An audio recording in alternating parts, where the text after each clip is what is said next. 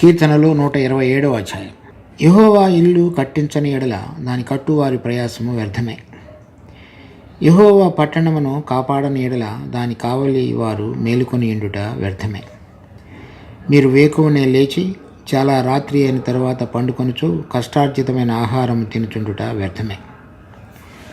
తన ప్రియులు నిద్రించుచుండగా ఆయన వారికి ఇచ్చుచున్నాడు. కుమారులు యెహోవా అనుగ్రహించు స్వాస్థ్యము, గర్భఫలము ఆయన ఇచ్చు బహుమానమే. యవన కాలమందు పుట్టిన కుమారులు బలవంతుని చేతిలోని బాణముల వంటివారు. వారితో తన అంబలు పొది నింపుకుని వాడు ధన్యుడు. అటువారు సిగ్గుపడక గుమ్మములో తమ విరోధులతో వాదించుతారు.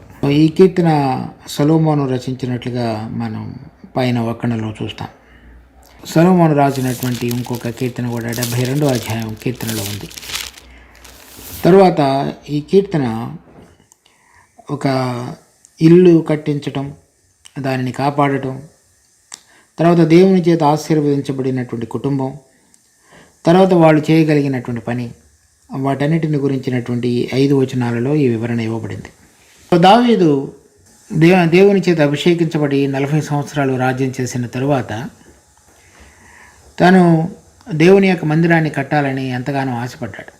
దానికి సంబంధించినటువంటి బంగారము, వెండి, కలప, తర్వాత ఇంకా ఏవేవైతే మందిరం కట్టడానికి అవసరమో వాటన్నిటిని కూడా సమకూర్చాడు తన జీవితకాలంలో. తర్వాత అన్నిటికంటే ముందు తన రాజుగా యెరూషలేములో అభిషేకించబడిన తర్వాత దేవుని యొక్క మందసం ఏదైతే ఫిలిష్తీయుల చేత పట్టబడిందో దానిని తీసుకొచ్చి యెబూసీయులు అనేటువంటి వారు ఆక్రమించుకున్నటువంటి యెరూషలేమును విడుదల కలుగు చేసి దావీదు పురమున కట్టి సియోను పర్వతం మీద దాన్ని ప్రతిష్ఠించాడు. కానీ మందిరాన్ని కట్టలేదు. దానికి గురించినటువంటి వివరణ మొదటి దినవృత్తాంతంలో 22వ అధ్యాయంలో దావీదు చెప్తాడు. మొదటి దినవృత్తాంతంలో 22వ అధ్యాయం 6వ వచనం నుంచి. తరువాత అతడు తన కుమారుడైన సొలొమోనును పిలిపించి ఇశ్రాయేలీయుల దేవుడైన యెహోవాకు ఒక మందిరమును కట్టవలసినదని అతనికి ఆజ్ఞ ఇచ్చెను. మరియు దావీదు సొలొమోనుతో ఇట్లనెను, నా కుమారుడా, నేను నా దేవుడైన యెహోవా నామ ఘనత కొరకు ఒక మందిరమును కట్టించవలనని నా హృదయమందు నిశ్చయం చేసుకుని ఉండగా యెహోవా వాక్కు నాకు ప్రత్యక్షమై ఇలాగ సెలవిచ్చెను, నీవు విస్తారముగా రక్తము ఒలికించి గొప్ప యుద్ధములు జరిగించిన వాడవు.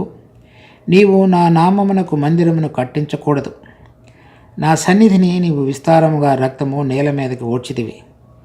నీకు పుట్టబోవు ఒక కుమారుడు సమాధానకర్తగా నుండును. చుట్టూ ఉండు అతని శత్రువులందరినీ నేను తోలివేసి అతనికి సమాధానం కలుగజేతును.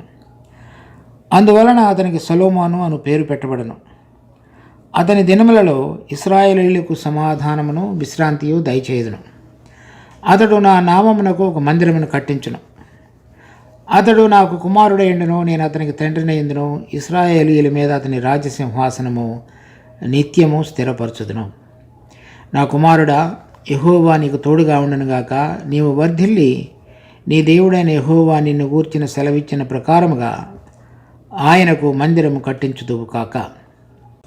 దాని తర్వాత అతడు 14వ వచనంలో చూస్తే, ఇదిగో నేను నా కష్టస్థితిలోనే ప్రయాసపడి యెహోవా మందిరం కొరకు 2 లక్షల మణుగుల బంగారమును 10 కోట్ల మణుగుల వెండిని తూచ శక్యము కానంత విస్తారమైన ఇత్తడిని ఇనుమును సమకూర్చున్నాను. మ్రానులను రాళ్లను కూర్చించుతని నీవు ఇంకను సంపాదించుదువు కాక. మరియు పని చేయదగిన విస్తారమైన శిల్పకారులను, కాశపనివారును, వడ్రవారును, ఏ విధమైన పనినైనను నెరవేర్చగల మంచి పనివారును నీ వద్ద ఉన్నారు. లెక్కింపలేనంత బంగారమును, వెండియు, ఇత్తడియు, ఇనుమును నీకున్నవి. కాబట్టి నీవు పనికి పూనుకునుము, యెహోవా నీకు తోడుగా ఉండను. ఈ అనుభవాన్ని తన తండ్రి అయినటువంటి దావీదు చెప్పిన తరువాత సొలొమోను తర్వాత అధ్యాయాలలో మనం చూస్తాం దేవుని యొక్క మందిరాన్ని కట్టించాడు. కట్టించిన తర్వాత అతడు దావీదు రాజుగా చాలా సంవత్సరాలు ఉన్న తర్వాత బెత్షెబాకు పుట్టినటువంటి కుమారుడైండి దావీదు యొక్క అవసాన దశలో పెరిగినవాడుగా ఉన్నాడు. అతనికి ముందు ఉన్నటువంటి అదోనియా కానీ అబ్షాలోము కానీ మిగిలిన కుమారులు ఎవరు కూడా ఈ రాజుగా ఉండటానికి తగిన వారుగా దేవుడు ఎంచలేదు. కనుక రాజ్యము, ఆ రాజ్యంతో పాటుగా దేవుని ఇల్లు కట్టేటువంటిది ఆశీర్వాదము రాజు అయిన సొలొమోను మీదకి వచ్చినది. అందుచేత అతడు ఈ కీర్తన సొలొమోను రచించినప్పుడు అతడు తన నేపథ్యాన్ని గుర్తు చేసుకున్నాడు. తన తండ్రి ఏ విధంగా మందిరాన్ని కట్టాలనుకున్నాడో కానీ దేవుడు అతనికి కట్టకూడదని చెప్పాడు. తర్వాత రాజరికంలో అందరికంటే చివరగా ఉన్నటువంటి తనను దేవుడు రాజుగా అభిషేకించి తర్వాత అందరికంటే తనకంటే ముందుగా ఉన్నటువంటి సహోదరులందరినీ కూడా ప్రక్కకు పెట్టి దేవుడు అతన్ని రాజుగా నియమించాడు. ఈ నియమించినటువంటి నేపథ్యంలో తాను ఏ విధంగా దేవుని యొక్క కృపను అనుభవించాడో దానిని గుర్తుగా ఈ కీర్తన రచించాడు. దాంట్లో ఏం చెప్తున్నాడంటే, యెహోవా ఇల్లు కట్టించిన ఎడల దాని కట్టువారు ప్రయాసము వ్యర్థమే. ఇక్కడ మనం చదివినటువంటి మొదటి దినవృత్తాంతాలు 22వ అధ్యాయంలో 14వ వచనంలో, ఇదిగో నేను నా కష్టస్థితిలోనే ప్రయాసపడి యెహోవా మందిరం కొరకు 2 లక్షల మణుగుల బంగారం, 10 కోట్ల మణుగుల వెండి, తూచ సఖ్యము కానంత విస్తారమైన ఇత్తడి ఇనుము సమకూర్చున్నాను. కానీ వాటన్నిటిని సమకూర్చున్నాడు. తర్వాత ఆ 22వ అధ్యాయంలోనే చెప్తున్నాడు 7వ వచనంలో, నా కుమారుడా, నేను నా దేవుడైన యెహోవా నామ ఘనత కొరకు ఒక మందిరము కట్టించవలనని నా హృదయముందు నిశ్చయం చేసుకున్నాడుగా. అతడు నిశ్చయం చేసుకున్నాడు దావీదు, కానీ దేవుడు అతన్ని కట్టనివ్వలేదు. ఆ బాధ్యత సొలొమోను తను నిశ్చయపరుచుకున్నట్టుగా లేదు, కానీ దేవుడు తనకు అప్పచెప్పాడు. ఆ సందర్భంగా సొలొమోను దేవుడు తనకు అప్పగించిన పనిని నెరవేర్చిన తరువాత దేవుని యొక్క కృపను, దేవుని యొక్క మందిరాన్ని కట్టించే విషయంలో అనుభవించిన వాడే. అన్ని వనరులు, మనుషులు, సామగ్రి సమకూర్చబడి సమాధానపూర్వకమైనటువంటి వాతావరణంలో దేవుని యొక్క మందిరాన్ని కట్టి ముగించడానికి దేవుడు తనకి సహాయపడ్డాడు. ఆ సందర్భంగా రచించినటువంటి కీర్తన, యెహోవా ఇల్లు కట్టించిన ఎడల దాని కట్టువారి ప్రయాసము వ్యర్థమే. అనగా మనము ఈ సామగ్రి, మనుషులు, మన దగ్గర అన్ని వనరులు ఉన్నప్పటికీ కూడా అది దేవుడు కనుక కట్టించకపోయినట్లయితే అది మనిషి యొక్క ప్రయాసము వృధా చేయలేడు. అది దావీదు, సొలొమోను వాళ్ళిద్దరి విషయాల్లో మనం చూడగలుగుతున్నాం. ఒకళ్ళు కట్టాలని నిశ్చయించుకున్నారు, అన్నిటినీ సమకూర్చారు, కానీ కట్టలేకపోయారు. ఒకరు అటువంటి నిశ్చయత కలిగినట్లుగా ఏమీ చెప్పలేదు, కానీ దేవుడు అతనిని వాడుకొని ఆ మందిరాన్ని కట్టడానికి, పూర్తి చేయటానికి దేవుడు అతనిని వాడుకున్నాడు. అలా చూడగలిగినట్లయితే మన జీవితాలలో కూడా ఏదైతే దేవుడు చేయాలని కోరుతున్నాడో దానిని ఆయన చేయగలిగేవాడుగా ఉన్నాడు. ఇది ఇల్లు కట్టించటం అనేటువంటిది మన భౌతిక ఇహలోక సంబంధమైన జీవితంలో దేవుడు మన జీవితంలో ఏదైతే చేయాలని కోరుతున్నాడో అది తప్పక జరిగించేవాడుగా ఉన్నాడని, మనుషుల యొక్క ప్రయాసం ద్వారా ఏది జరగదనే విషయాన్ని మనిషి అర్థం చేసుకోవాలి. చూడండి, రోమాపత్రిక 9వ అధ్యాయం 16వ వచనం, కాగా పొందగోరు వాని వలన నైనను ప్రయాసపడు వాని వలన నైనను కాదు, కానీ కరుణించు దేవుని వలననే అగును. కనుక ఈ మందిరం కట్టడం అనేటువంటిది, లేక ఇల్లు కట్టడం అనేటువంటిది అదంతా కూడా మన యొక్క ప్రయాసం ద్వారా కానీ, లేక మనం బాగుగా ఏదైనా శ్రమ పడటం ద్వారా కానీ జరిగే విషయం కాదనే విషయాన్ని దేవుని పిల్లలు ముఖ్యంగా అర్థం చేసుకోవాలి. కానీ విశ్వాసులుగా పిలువబడి ప్రభువును మనం యథార్థమైన హృదయంతో అంగీకరించి ఆయనతోటి సంబంధంలోనికి తీసుకుని రాబడిన తర్వాత ఈ లోక సంబంధంగా మనిషి ఒక పోరాటంలో ఇరుక్కుని దేవుడు మనపక్షంగా జరిగించవలసినటువంటి విషయాల నిమిత్తమైనటువంటి స్పర్శ స్పృహ లేకుండా తన ప్రయాసం ద్వారా జీవించే జీవితము మనం ఈ కీర్తన యొక్క వెలుగులో చూచినప్పుడు అది సరైనది కాదు అనేది మనకు అర్థమవుతుంది. అదేవిధంగా నూతన నిబంధనలో మన విశ్వాసమైన మనందరం కూడా ఈ లోక సంబంధమైన విషయాలలో మాత్రమే కాకుండా దేవుడు ఈ లోకంలో ఇప్పుడు తన ఇంటిని కట్టుతున్నాడు. మన భౌతికంగా మనం ఉండటానికి అవసరమైనటువంటిది మనకు దేవుడు తనకు అనుగ్రహించేటువంటి కృప చొప్పున నెరవేర్చే విషయం మాత్రమే కాకుండా ఆత్మ సంబంధంగా కూడా దేవుడు తన ఇంటిని కట్టుచున్నాడు.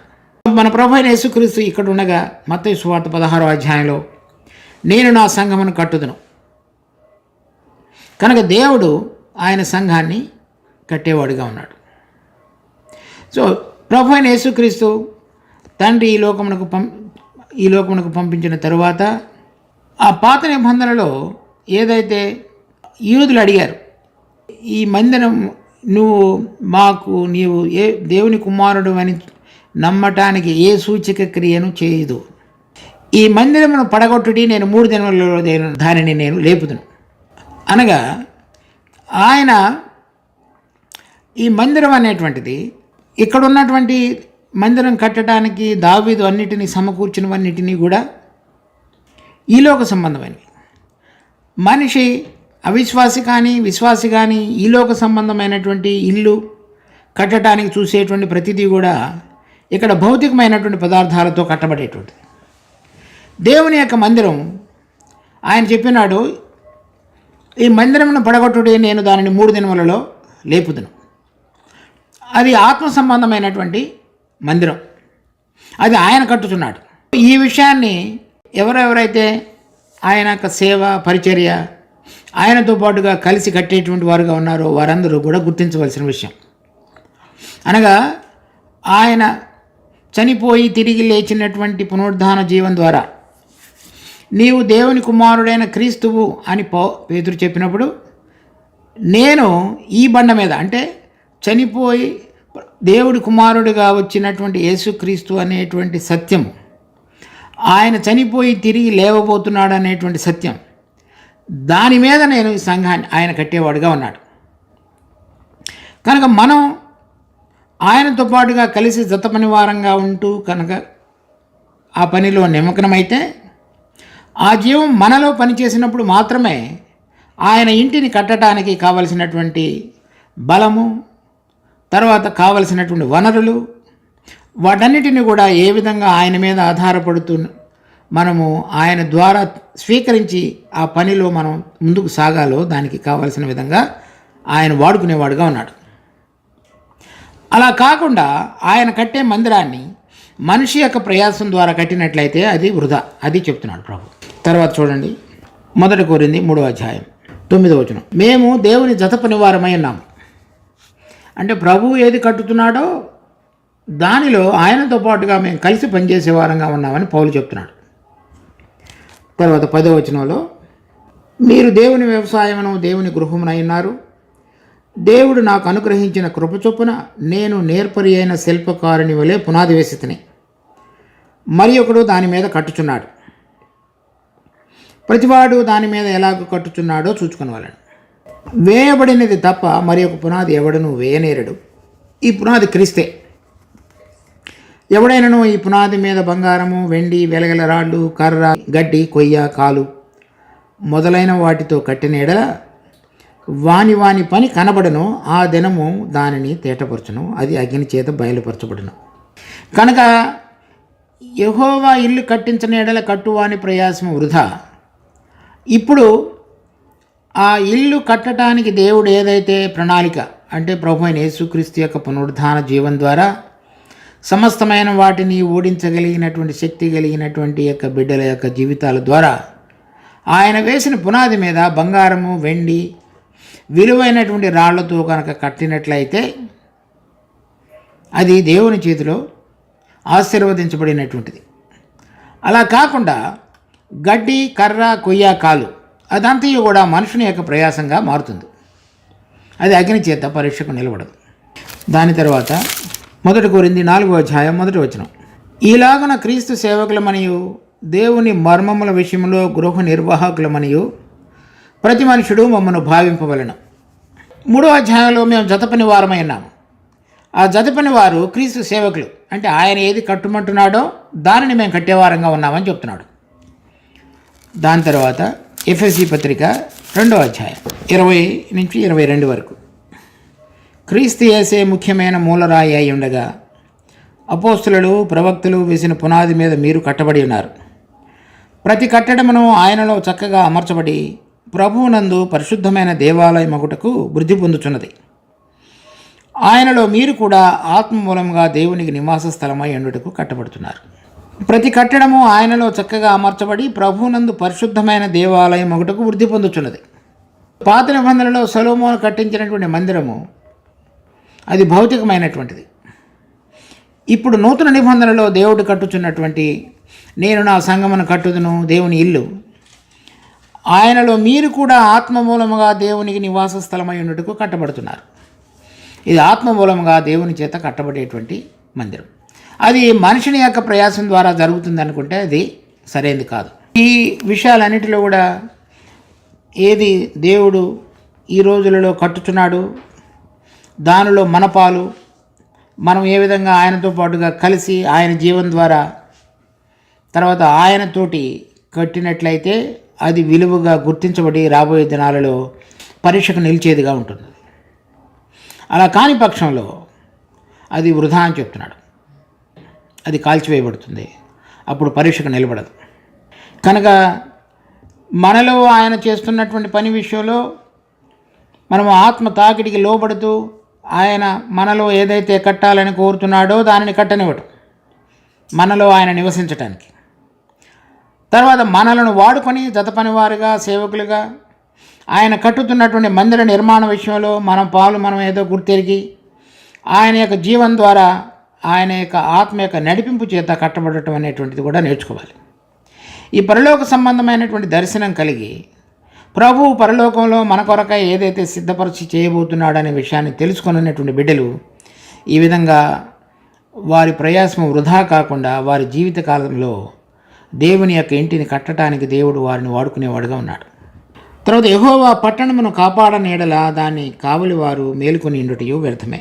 ఒకవేళ దేవుని యొక్క ఇంటిని కట్టిన తర్వాత లేక పట్టణాన్ని కట్టిన తర్వాత సొలొమోను సమయంలో దేవుడు దానిని కాపాడుతూ వచ్చాడు.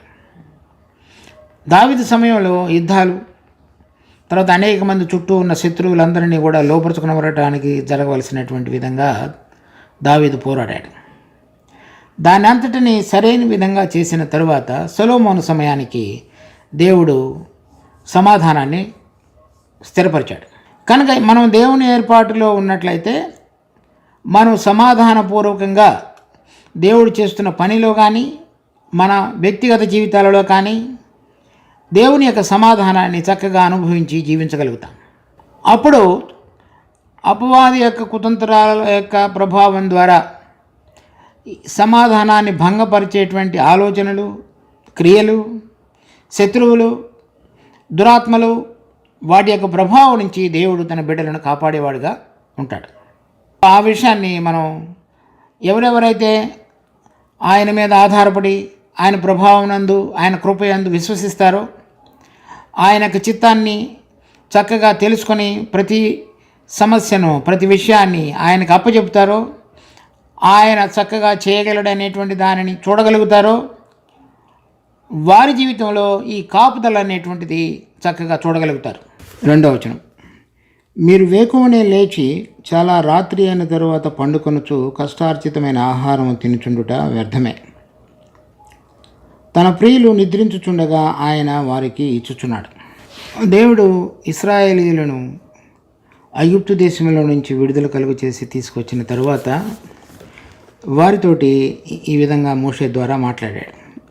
ద్వితీయోపదేశకాండం 11వ అధ్యాయం 10వ వచనం నుంచి, మీరు స్వాధీనపరచుకుని పో దేశము మీరు బయలుదేరి వచ్చిన ఐగుప్తు దేశం వంటిది కాదు. అక్కడ నీవు విత్తనములు విత్తి కూర తోటకు నీరు కట్టినట్లు నీ కాళ్లతో నీ చేలకు నీరు కట్టితివి.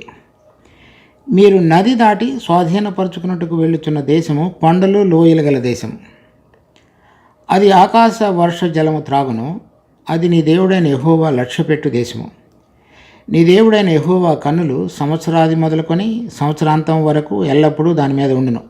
13, కాబట్టి మీ పూర్ణ హృదయంతోనూ మీ పూర్ణ ఆత్మతోనూ మీ దేవుడైన యెహోవాను ప్రేమించి ఆయనను సేవింపవలనని నేడు నేను మీకు ఇచ్చు ఆజ్ఞలను మీరు జాగ్రత్తగా విననేడల మీ దేశమునకు వర్షము అనగా తొలకరి వానను కడవరి వానను దాని కాలమునకు కురిపించదును. అందువలన నీవు నీ ధాన్యమును ద్రాక్షారసమును నూనెను కూర్చుకుందువు. నీవు తిని తృప్తి పొందినట్లు నీ పశువుల కొరకు నీ చేలయందు గడ్డి మలిపించదును. ఇది ఇశ్రాయేలు ఐగుప్తు దేశంలో కష్టపడినట్లుగా కష్టపడే అవసరం లేదని చెప్తున్నాడు.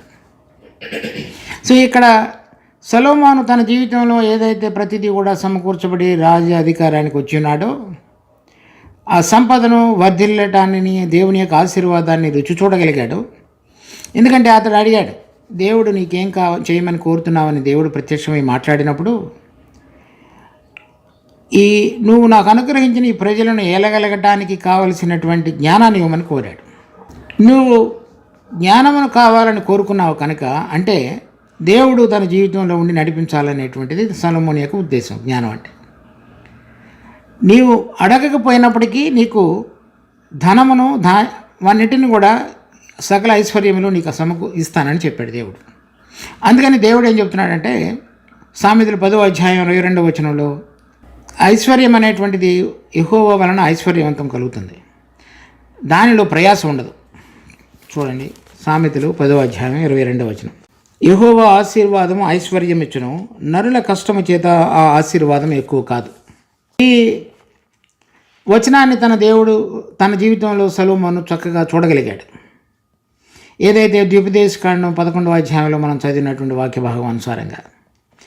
తర్వాత మనం ఈ లోకంలో జీవిస్తున్నప్పుడు అనేక మంది అన్యజనులు, తర్వాత దేవుడిని ఎరగని వారు చాలా ఈ లోక సంబంధంగా సంపదను లేక ధనాన్ని సమకూర్చుకునేవారుగా ఉంటారు.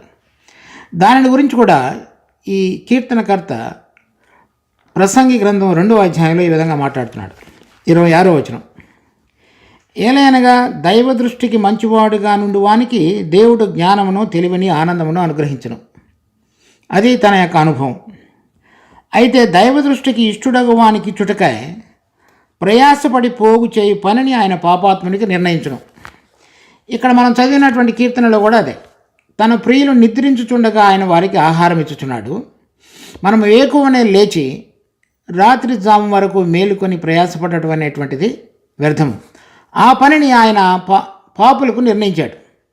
అలా నిర్ణయించిన తర్వాత అయితే దైవ దృష్టికి ఇష్టడగు వానికి ఇచ్చుటకై ప్రయాసపడి పోగు చేయి పనిని ఆయన పాపాత్ముని నిర్ణయించడం. అంటే పాపాత్ములు ప్రయాసపడి పోగు చేసినటువంటి దానిని దేవునికి ఇష్టడగు వానికి ఆయన ఇవ్వటానికి, ఆ ప్రయాసపడి పోగు చేసే పనిని దేవుడు పాపాత్ములకు నిర్ణయించి ఉంచాడు.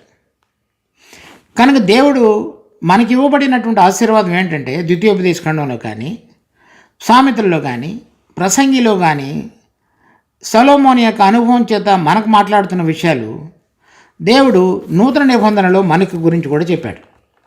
మత్తయి సువార్త 6వ అధ్యాయం 31వ వచనం. కాబట్టి ఏమి తిందుమో, ఏమి త్రాగుదుమో, ఏమి ధరించుకుందుమో అని చింతింపకుడి. అన్యజనులు వీటన్నిటి విషయమై విచారింతురు. ఇవన్నీ మీకు కావాలనని మీ పరలోకపు తండ్రికి తెలియను. కాబట్టి మీరు ఆయన రాజ్యమును, నీతిని మొదట వెదకుడి, అప్పుడు అవన్నీ మీకు అనుగ్రహింపబడును. కనుక అప్పుడు పాత నిబంధనలో కానీ, క్రొత్త నిబంధనలో కానీ దేవుడి యందు విశ్వసించి ఆయన వైపు చూచి వారిని ఆయన కీర్తనలు 4వ అధ్యాయం 7-8 వచనాలు. వారి ధాన్య ద్రాక్షారసములు విస్తరించిన నాటి సంతోషము కంటే అధికమైన సంతోషము నీవు నా హృదయంలో పుట్టించితివి. యెహోవా నెమ్మదితో పండుకుని నిద్రపోవదును, నేను ఒంటరిగా ఉండినను నీవే నన్ను సురక్షితంగా నివసింపచేయదు. కనుక వీళ్ళందరి యొక్క అనుభవం ఏ విధంగా దేవుని యందు విశ్వసించడం ద్వారా ఈ ఆశీర్వదించబడి ఇల్లు తన యొక్క ప్రయాసమంతటిలో దేవుడు తోడుగా ఉండి నడిపించడం మాత్రమే కాకుండా దినదిన అవసరతలన్నిటిలో కూడా ఏదైతే దేవుడు ఐశ్వర్యాన్ని వాటన్నిటిని ఇచ్చాడో, లేక ఇవ్వకపోయినప్పటికీ ఎటువంటి విధంగా దేవుని యొక్క ఆనందాన్ని, తర్వాత సంతోషాన్ని, సమాధానాన్ని అనుభవిస్తూ జీవించాలనే విషయాన్ని వారు రుచి చూడగలిగారు. మనందరికీ ఇవ్వబడినటువంటి గొప్ప ఆధిక్యత కూడా అదే. ఎప్పుడు కూడా ఆయన ఏది చేయమంటున్నాడో, లేకపోతే దేని మీద మనసు ఉంచమంటున్నాడో కనుక ఉంచినట్లయితే ఈ లోకంలో మనం పొందవలసినటువంటి ప్రతి అవసరతను ఆయన తన మహిమలో తీర్చేవాడుగా ఉన్నాడు. అది కాకుండా మనం వేరుగా ప్రతిదీ ప్రయత్నం చేసినప్పుడు ప్రయాసంగా మిగులుతుంది. 3వ వచనం. కుమారులు యెహోవా అనుగ్రహించు స్వాస్థ్యము, గర్భఫలము ఆయన ఇచ్చు బహుమానమే. ఈ పాత నిబంధనలో దేవుడు ఇశ్రాయేలులకు ఇవ్వబడినటువంటి వాగ్దానం ద్వితీయోపదేశకాండం 7వ అధ్యాయంలో ఉంది. ద్వితీయోపదేశకాండం 7వ అధ్యాయం 14వ వచనం. సమస్త జనముల కంటే ఎక్కువగా నీవు ఆశీర్వదింపబడదువు.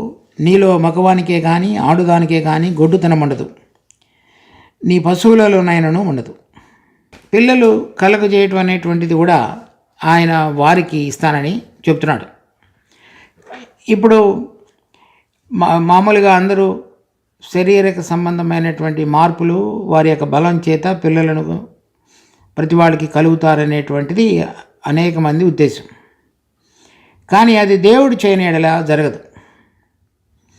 అందుచేత ఈ సొలొమోను ఆ విషయాన్ని చెప్పగలుగుతున్నాడు. తర్వాత మన అందరి జీవితాల్లో కూడా మనకి కుమారులు కానీ గర్భఫలం కానీ ఇవ్వబడిందంటే అది యెహోవా అనుగ్రహించబడినటువంటిది. తర్వాత ఆయన అనుగ్రహించబడినటువంటిది ఒకచోట స్వాస్థ్యముగాను ఇంకొక చోట బహుమానంగాను చెప్పబడింది. అంటే ఈ స్వాస్థ్యం అనేటువంటిది తండ్రులు పిల్లలకి ఇచ్చేటువంటిది, దానిని మనం స్వాస్థ్యం అని చెప్తాం. మన తల్లిదండ్రుల నుంచి మనం సంక్రమించుకున్నటువంటిది వాళ్ళు మనకు అప్పచెప్పినటువంటి స్వాస్థ్యం తల్లిదండ్రులు. మనం మన పిల్లలకు అప్పచెప్పేటువంటిది వాళ్ళు మన నుంచి పొందినటువంటి స్వాస్థ్యం. ఈ కుమారులు యెహోవా అనుగ్రహించు స్వాస్థ్యం అంటే దేవుడి నుంచి మనం పొందినటువంటి స్వాస్థ్యం. గర్భఫలము ఆయన ఇచ్చినటువంటి బహుమానం. ఈ రెండు కూడా మనం చక్కగా వాటి విషయంలో సంతోషించడానికి దేవుడు అనుగ్రహించేది. కొన్నిసార్లు ఈ లోకంలో మనం జీవించే సమయంలో దేవుని యొక్క స్వాస్థ్యము అనేటువంటిది ఎప్పుడు కూడా మనిషి ఇక్కడున్నటువంటి ఆ కుమారుల యొక్క లేక కుమార్తెల యొక్క ఔన్నత్యాన్ని ఈ లోక సంబంధమైన విషయాలతో చూసి వారు సరిగా ఉంటున్నప్పుడు మనం నిజమైన విధంగా ఆనందించడానికి ప్రతి మనిషి చూస్తాడు. కానీ అది సరైన విధం కాదు. వాళ్ళ జీవితాల ద్వారా కుమారుల యొక్క కానీ కుమార్తెల యొక్క జీవితాల ద్వారా మన జీవితంలో ఆత్మ సంబంధమైనటువంటి కార్యం జరగగలిగేటట్లుగా చేయబడినట్లయితే అది నిత్యత్వంలో మనకి పనికి రాగలిగినటువంటి పరిశుద్ధతలో మార్పు చెందడానికి పనికి రాగలిగిన విషయమైనట్లయితే వాళ్ళు మనకు అనుగ్రహించేటువంటి స్వాస్థ్యం మార్చబడుతుంది. అప్పుడు ఇది మనం అనుగ్రహించేటువంటిది కాకుండా ఆ కుమారుడు మనను మార్చి మనకి ఇచ్చినటువంటి స్వాస్థ్యంగా మార్చబడుతుంది. ఇది మనం ఈ లోకంలో మనకి ఇవ్వబడినటువంటి పిల్లలు కుమారులు కానీ కుమార్తెలు కానీ వాళ్ళ ద్వారా మనం సంతోషాన్ని ఆనందాన్ని పొందటానికి ప్రతి మనిషి చూస్తుంటాడు. వాళ్ళ యొక్క ఎదుగుదల విషయంలో కానీ వాళ్ళకు చదువులు ఇతర విషయాలు నేర్పించి సరైన విధంగా స్థిరపడి చక్కగా ఉండాలనేటువంటిది ప్రతి తండ్రి తల్లి యొక్క కోరిక. అలా ఉంటున్నప్పుడు అది మన హృదయానికి కొంతవరకు నెమ్మది కలిగజేసే మాట వాస్తవమే, సంతోషాన్ని ఇస్తుంది. కానీ ఒకవేళ వాళ్ళు సరిగా లేనటువంటి విషయంలో ఉన్నట్లయితే వాళ్ళ జీవితాల ద్వారా మనం దేవుని యందు విశ్వాసం ఉంచుట, వాళ్ళ జీవితాలలో రావాల్సిన మార్పు పరిశుద్ధత, దేవుని యందలి వారి యొక్క హృదయాలు స్థిరపరచబడటానికి మనం చేసేటువంటి ప్రార్థనా జీవితం, తర్వాత వాళ్ళు సరిగా లేనటువంటి జీవితం ద్వారా ఇతరుల కుటుంబాలలో ఉన్నటువంటి పిల్లల విషయంలో మనం ఎటువంటి అవగాహనలోనికి రావటానికి దేవుడు మనలో జరిగించేటువంటి మార్పు కార్యం, తర్వాత వాళ్ళు సరిగా లేని జీవితాల ద్వారా మన జీవితంలో దేవుడు ఎటువంటి పరిశుద్ధతను పరిశుద్ధీకరణను సంపూర్ణం చేయడానికి వారిని వాడుకుంటాడో, ఈ మార్పు కార్యం అంతా కూడా మనం ఒక స్వాస్థ్యముగా వారు మనకి అనుగ్రహించేదిగా మనం చెప్పబడవచ్చు. కనుక దేవుడు ఈ లోకంలో వారిని మనకు ఆశీర్వాద కారణంగా ఉంచితే అది దేవుని యొక్క కృప. లేకపోయినట్లయితే కూడా వేరైన విధంగా కూడా దేవుడు వారిని మన జీవితంలో వాడుకొనటానికి కనుక ఉంచినట్లయితే అది మరింత శ్రేష్టమైన ఆత్మ సంబంధమైనటువంటి మార్పుదలకు పనికి రాగలిగినటువంటి కార్యంగా మనం చూడవచ్చు. దాని తర్వాత యవ్వన కాలమందు పుట్టిన కుమారులు బలవంతుని చేతిలోని బాణముల వంటి వారు, వారితో తన అంబుల పొది నింపుకుని వాడు ధన్యుడు, అటు వారు సిగ్గుపడక గుమ్మములో తమ విరోధులతో వాదించుతారు. ఎవరికైతే ఈ కుమారులు బలం కలిగిన వాళ్ళుగా ఉంటారు అంటే యవ్వన స్థితిలో పుడతారో వాళ్ళు పెంచటానికి, వాళ్ళు సరైన విధంగా ఎదగటానికి, అనేక విషయాలు నేర్పబడటానికి మనం యవ్వనస్తులుగా ఉన్నప్పుడు పుట్టినటువంటి పిల్లలు అవన్నీ మనం చేయగలుగుతాం. వృద్ధాప్యంలో పుట్టినట్లయితే ఏ విషయాలు వారికి నేర్పాలో, ఎటువంటి విధంగా వారిని మనం ఒక స్థాయికి తీసుకుని రావటానికి ప్రయాసపడాలో అవన్నీ మనం చేయలేం. అందుచేత యవ్వన కాలంలో పుట్టిన కుమారులు అని చెప్తున్నాడు. అలా గనక పుట్టిన కుమారులు వారితో తన అంబుల పొది నింపుకుని వాడు ధన్యుడు. ఈ అంబులు మన మీదకి శత్రువులు యుద్ధానికి వచ్చినప్పుడు వాడేటువంటివి. వేటకు పనికొచ్చేటువంటివి. అటువంటి వారితో కనుక మనం అంబుల పొది నింపుకునేటట్లయితే శత్రువుల యొక్క గుమ్మముల యొక్క విరోధులతో వారు వాదించుదురు. కనుక ఈ బలం అనేటువంటిది కొంతమందికి ధనము ఐశ్వర్యం చేత నింపబడుతుంది. దేవుడు కొంతమందికి పిల్లల్ని ఇస్తాడు. కొంతమందికి ధనము ఐశ్వర్యం ఉన్నప్పటికీ కూడా, ఇల్లు పెద్దదైనప్పటికీ, అనేక విషయాల ద్వారా వస్తువుల ద్వారా నింపబడినప్పటికీ దానిలో ఉండవలసినటువంటి మనుషులు, కుమారులు కుమార్తెలు లేకపోయినట్లయితే దానిలో నిజమైనటువంటి ఆనందం లేదు. అలా కాకుండా దేవుడు మనకి ఎంత కావాలో అంత, తర్వాత మన ఇంటిని పిల్లలతో కనుక నింపినట్లయితే అది నిజమైన ఆశీర్వాదం. ఆ ఆశీర్వాదంలో పిల్లలు కనుక దేవుని యొక్క కృపలో అధికంగా ఉన్నట్లయితే, అంబుల పొది నింపబడినట్లయితే, అంటే శత్రువులతోటి పోరాడగలిగినటువంటి సామర్థ్యం కలిగిన విధంగా కుమారులు కనుక లేవనెత్తబడినట్లయితే మన కుటుంబంలో, అది మనకు నిజమైనటువంటి ఆశీర్వాదం. అంటే ఈ గవని అనేటువంటిది పట్టణానికి ముందు ఉండేటువంటి ఒక గేట్ లాంటిది. అది శత్రువులు రాకుండా లోపల ఉన్నటువంటి కుమారులు అడ్డం పడేటువంటిది. వాళ్ళు రానివ్వరు. అంటే ఇంటి మీదకు దండయాత్ర చేయనివ్వరు, ఊరి మీదకు దండయాత్ర చేయనివ్వరు. బలంతో నింపబడిన వారు అని అర్థం. వారు అటువంటి వారితో అంబుల పొది నింపుకునే వాడు ధన్యుడు. చూడండి, ఆదికాండం 22వ అధ్యాయం 17వ వచనం. నేను నిన్ను ఆశీర్వదించి ఆకాశ నక్షత్రముల వలెను సముద్ర తీరమందుల ఇసుక వలెను నీ సంతానమును నిశ్చయముగా విస్తరింపజేసేదను. నీ సంతతి వారు తమ శత్రువుల గవిని స్వాధీనపరుచుకుందరు. ఆ గవని యొద్ద వీళ్ళు వాదించేవాడుగా చేయబడ్డారు. తర్వాత 24వ అధ్యాయం 60వ వచనం. వారు రిబ్కాతో, మా సహోదరి, నీవు వేల వేలకు తల్లి వగుదువుగాక, నీ సంతతి వారు తమ పగవారి గవనిని స్వాధీనపరుచుకుందరుగాక అని ఆమెను దీవింపగా. ఈ విషయాలన్నింటిలో కూడా వారు సిగ్గుపడక గుమ్మములలో తమ విరోధులతో వాదించుదురు. అది భౌతికంగా మనం ఆ విధంగా చూడగలిగినప్పటికీ ఆత్మ సంబంధంగా కూడా గలతీ పత్రిక 4వ అధ్యాయం 19వ వచనం. నా పిల్లలారా, క్రీస్తు స్వరూపము మీ యందు ఏర్పడు వరకు మీ విషయమై మరల నాకు ప్రసవ వేదన కలుగుతున్నది. ఇది పౌలు ఒక ప్రసవ వేదన ద్వారా గలతీలో ఉన్నటువంటి సంఘంలో ఉన్న విశ్వాసులను కని ఉన్నాననే దానికి అర్థమిస్తుంది. పౌలు ఈ గలతీలో ఉన్నటువంటి ఆత్మ సంబంధంగా పుట్టిన కుమారుల ద్వారా తన అంబుల పొదిని నింపుకున్నవాడు. తర్వాత 1 కొరింథీ 4వ అధ్యాయం 15వ వచనంలో 16వ వచనంలో, క్రీస్తునందు మీకు ఉపదేశకులు 10,000 మంది ఉన్నను తండ్రులు అనేకులు లేరు. క్రీస్తు యేసు సువార్త ద్వారా నేను మిమ్మల్ని కంటిని కనుక మీరు నన్ను పోలి నడుచుకున్న వారు ఉండవలనని మిమ్మల్ని బతిమాలుకొనుచున్నాను. తర్వాత గలతీ పత్రికలో కూడా 4వ అధ్యాయం 19వ వచనంలో మనం చూసాం. అక్కడ కూడా మరలా నేను ప్రసవ వేదన పడుతున్నాను, అంటే ఒకసారి నేను మిమ్మల్ని కని ఉన్నాను, మరలా మీలో సరైనటువంటి క్రీస్తు స్వరూప్యం ఏర్పడేటంత వరకు నేను ప్రయాసపడుతున్నాను అని అర్థం. ఈ విధంగా తన పరిచర్య అంతటిలో కూడా తను వెళ్ళిన స్థలాలలో ఫిలిప్పీ పత్రికలో కూడా నేను మీ కొరకు నేను బలియాగముగా నా పానార్పణముగా నా ప్రాణం పోయటానికి ఇష్టపడుతున్నాను అంటున్నాడు. వీళ్ళందరూ ఎక్కడెక్కడైతే తను పనిచేసి ఆత్మ సంబంధమైన కుమారులుగా వారిని కన్నాడో వారి విషయంలో వీరందరూ కూడా తర్వాత తరంలో శత్రువుల గవని దగ్గర గుమ్మముల దగ్గర విరోధులతో వాదించి దేవుని యొక్క రాజ్యాన్ని, దేవుడు వారికి ఇచ్చినటువంటి వెలుగును మరింత ముందుకు తీసుకుని వెళ్ళడానికి పనికి రాగలిగిన విధంగా పౌలు పనిచేశాడు. కనుక ఇప్పుడు ఎవరెవరైతే దేవుని యొక్క పరిచర్యలో ఉంటూ దేవునికి ఇష్టకరమైనటువంటి జీవితాన్ని జీవిస్తున్నారో వారి జీవితము పరిచర్య ద్వారా, వారి యొక్క ప్రయాసం ద్వారా దేవుడు దానిని ఆశీర్వదించి చక్కటి ఇల్లును కట్టి గుమ్మముల యొద్ద విరోధులతో వాదించగలగటానికి పనికి రాగలిగినటువంటి వారితో తమ అంబుల పొది నింపుకొనినటువంటి ఒక యోధుడు ఎవరైతే ఉన్నారో వారు నిజమైన విధంగా దేవుని చేత ఆశీర్వదించబడిన వారు వారి తరంలోనే కాకుండా వారి తర్వాత తరంలో కూడా శత్రువులతోటి గుమ్మముల యొద్ద పోరాడగలిగిన విధంగా, శత్రువుల యొక్క గవనిని స్వాధీనపరచుకునగలిగిన విధంగా దేవుడు వారిని ఆశీర్వదించేవాడుగా ఉన్నాడు. ఇదంతా కూడా వారు పునరుద్ధానంలో మొదటి పునరుద్ధానంలో పాలు పొందినప్పుడు వారు పొందబోయేటువంటి బహుమానం. గర్భఫలము యెహోవా ఇచ్చు బహుమానమే.